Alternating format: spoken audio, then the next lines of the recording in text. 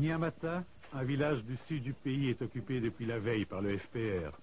Nyamata n'est toujours pas sûr, des miliciens traînent encore dans les environs. Au fil d'une patrouille, 3 morts derrière une maison. Impossible de savoir qui. Des miliciens tués par le FPR ou des civils tués par les miliciens.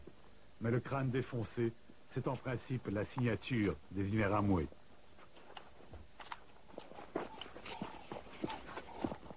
Le FPR recherche donc les gens qui se cachent encore dans les campagnes. S'ils sont armés, ils les combattent. S'ils sont de vrais civils, comme ceux qui viennent d'être amenés ici, le FPR les regroupe dans des centres pour les protéger et sans doute aussi pour les surveiller. J'habitais tout près là. Et vous vous cachiez, c'est ça? Oui. Pourquoi? Parce qu'on était enfouis. Le massacre, on tuait tous les gens partout, alors comme ça on est enfouis là-bas, on s'est caché. Et vous êtes resté combien de temps dans la forêt comme ça? Il y a presque tout le mois. Et vous êtes content de voir arriver les FPR, les soldats ici? Ah oui, quand même.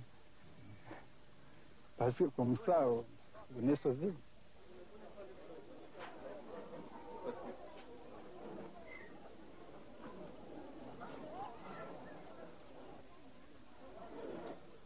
Et à partir d'hier, les militaires des FPR sont arrivés.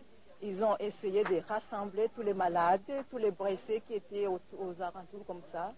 Ils sont maintenant ici avec nous au centre. Et on essaye de faire ce qu'on peut. Mais il y a le manquement de médicaments.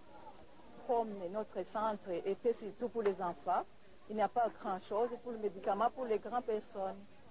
Les blessés sont là, mais ils ne sont pas du tout soignés.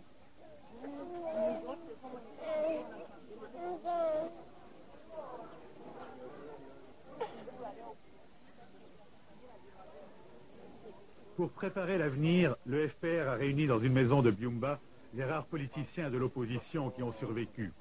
Car premiers sur les listes, la plupart ont été massacrés avec leurs familles dès les premières heures de trouble. Parmi ces rescapés, la moitié au moins ont perdu femmes et enfants. Hutus et Tutsis confondus, ils ont tous été sauvés par le FPR et tous, ils refusent qu'on parle de conflit ethnique. La population rwandaise vit sur toutes les collines mélangées. Et le langage ethnique ne vient que quand le politicien le sème. À propos du FPR, ils ont tous le même mot magique à la bouche, démocratie. Nous partageons l'idéal de la démocratie, du multipartisme, ce qui n'était pas le cas avec le MRND, par exemple. Bah, pour nous, nous luttons pour une démocratie, mais pas pour le pouvoir. Ça veut dire qu'une fois que nous avons eu des élections, c'est une victoire déjà pour les FPR. Même sans gagner les élections, c'est déjà une victoire. Je pense que le réalisme, comme ce sont des gens quand même si intelligents, des gens quand même qui font une analyse, je pense qu'ils trouvent qu'on ne peut pas faire autrement que de développer un pays dans le cadre démocratique. Vous ne pensez pas qu'ils risquent, s'ils prennent le pouvoir, de vouloir le garder pour eux tout seuls? Je pense qu'à ce moment, ça serait un danger pour eux. Ça ne serait pas une solution définitive. Celui qui voudrait prendre le pouvoir tout seul aujourd'hui, ça veut dire qu'il s'épargne les problèmes pour demain. Et les événements que nous avons vécus ces derniers jours me rendent plutôt optimiste. Ne fût-ce que les opérations de sauvetage qu'ils ont menées, sans discrimination aucune, ni de parti, ni d'appartenance ethnique, je crois qu'on peut vraiment être optimiste et croire en ceux que ce sont vraiment des démocrates. Et c'est un Hutu qui dit ça. C'est un Hutu qui dit ça, exactement. En attendant que l'avenir confirme ou infirme les promesses du FPR, les combats continuent. Le FPR a besoin d'une victoire pour être reconnu.